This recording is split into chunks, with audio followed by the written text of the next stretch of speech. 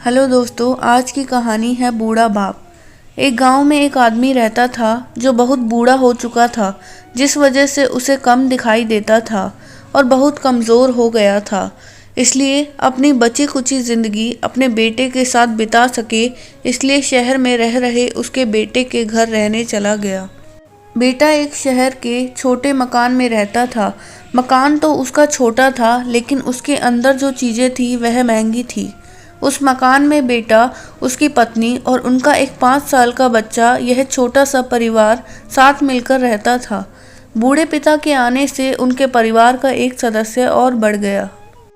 यह पूरा परिवार रोज़ सुबह शाम डाइनिंग टेबल पर साथ में खाना खाया करता। बूढ़ा पिता अपनी कमज़ोरी के चलते हमेशा खाने की चीज़ें नीचे गिराता रहता और कई बार कांच के बर्तन भी टूट जाया करते थे। कुछ दिनों तक तो बहू और बेटे ने सब सहन किया, लेकिन बाद में वे दोनों बूढ़े की ऐसी हरकतों से चिढ़ने लगे। एक दिन बेटे ने कहा कि ऐसा कब तक चलेगा, हमें कुछ करना पड़ेगा। उसकी पत्नी भी इस बात से सहमत हुई।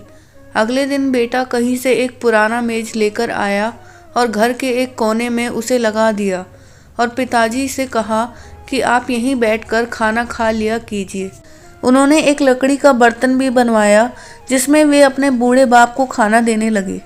अपने कांच के कीमती बर्तन बचाने के लिए अपने बूढ़े बाप को लकड़ी का बर्तन देने में उन्हें ज़रा भी शर्म नहीं आई। अब खाने का समय जब जब होता तो बूढ़ा बाप एक कोने में बैठकर खाता और बाकी का परिवार डाइनिंग टेबल पर खाना खाया करता।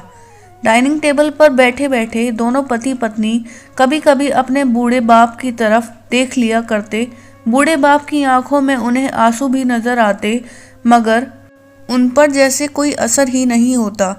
बूढ़े का पोता भी यह नज़ारा हमेशा देखता और वह अपने में ही खोया रहता। एक दिन जब पति पत्नी डाइनिंग टेबल पर बैठकर खाना खा रहे थे, तब उनका बच्चा ज़मीन पर बैठकर कुछ कर रहा था। उन दोनों ने बच्चे के हाथ में लकड़ी का टुकड़ा देखा, लेकिन उन्हें कुछ समझ में नहीं आया कि बच्चा लकड़ी के टुकड़े के साथ क्या कर रहा है।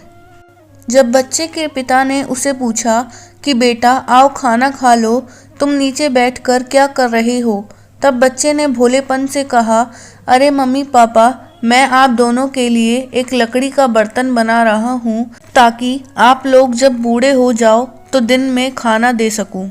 अपने नादान बेटे द्वारा दी गई यह सहज बात दोनों के दिल में तीर की तरह उतर गई। दोनों एक दूसरे का चेहरा निहारने लगे। बिना कुछ कहे ही दोनों की आंखों में पानी आ गया और उन्हें अपने भविष्य की किताब अपनी आंखों के सामने खुलती हुई नजर आई। उन्होंने समझने में ज़्यादा देर नहीं लगाई कि अब उन्हें आगे क्या करना पड़ेगा। अगले दिन कमरे के कोने से वह पुराना मेज हट गया और अब बूढ़ा पिता और बाकी का परिवार साथ में मिलकर फिर से खाना खाने लगे। बूढ़े की कमज़ोरी की वजह से हो रही गलतियां भी अब किसी को नहीं चिढ़ाती थी।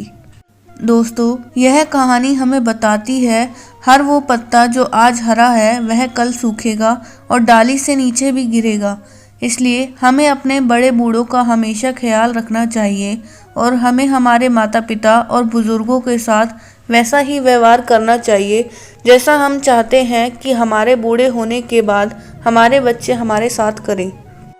हो सकता है आज की कहानी पढ़कर आपकी आंखों में पानी आ जाए, मगर मैं दावे के साथ कह सकती हूँ कि इस कहानी से आपको एक बहुत स्ट्रॉन्ग मैसेज मिला होगा, जो आपको और आपकी फैमिली को कोई भी ऐसा गलत काम जो इस कहानी के पात्रों ने अपने पिता के साथ किया करने से रोकेगा।